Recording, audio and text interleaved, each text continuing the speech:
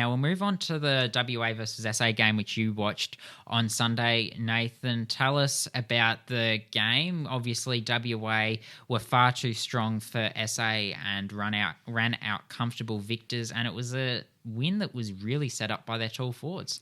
Yeah, 100%. It was a game where I think SA went in playing their weakest team, expecting it would still probably get them over the line, and it didn't in the end, and WA took full advantage of that and were so dominant in the end. But yeah, it was their tall forwards that really took centre stage. Max Raw was the first one. He kicked 3 goals in the end, and it wasn't just his tall forward craft, his marking ability above his head. He was great at ground level as well. I thought he had some really good moments. Crummy, his spatial awareness inside 50 to size up how much time, what opportunity he had with the ball in hand, I thought was terrific. And he kicked 2 goals in a row in the first quarter and really set himself up for a big game. So I think he finished with 4 goals. But yeah, and later in the game, he did show his contested strength where he was able to put himself on the map that way. And Cal Guerin was the other one who finished with 3. And I guess the difference was he was probably a bit better at ground level to kick a few goals in open play, kicked a really nice snap for his first goal. His intercept presence as well, further up the ground, was really good in transition.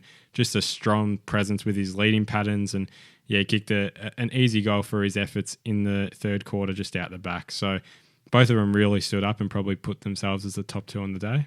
I think there'll be natural interest in the plight of Malachi Champion, obviously an AFL Academy prospect, and Bo Allen playing his first game in the championships. How'd those 2 boys go? Yeah, well, I thought it was definitely a limited game from Malachi. He kicked the 1 goal, which was a typical Malachi Champion goal, a snap inside 50 on a loose ball. But his presence was definitely felt a lot higher up the ground where a small forward's pushing up to try and play that midfield type role almost. And his hands were pretty quick. I didn't think he did too much wrong generally. I thought his kicks could have been a bit better, just needed a little more poise moving inside 50. But overall, his transitional presence was definitely there at times, but compared to these first game, was probably a little quieter than usual. And Bo Allen was terrific. He felt his presence for WA. That's someone who comes in and makes an impact just like that. And he can he's a game winner the way he plays, and such a big difference in the way WA approached that game. But his intercepting ability was terrific, and we saw that back in the AFL Academies game against Footscray, where played off half back and was terrific with his physicality. He's just got quick hands into space. His kicking down the line was terrific. He holds his width really well on the outside, and that's along with his general burst and speed. So both of those 2, I think, just played pretty productive games and did their chances no harm. And tell us about a few others on the day. There was some other WA small forwards that stood up, and then Lucas Camporeale led the way for a I guess, underwhelming South Australia outfit.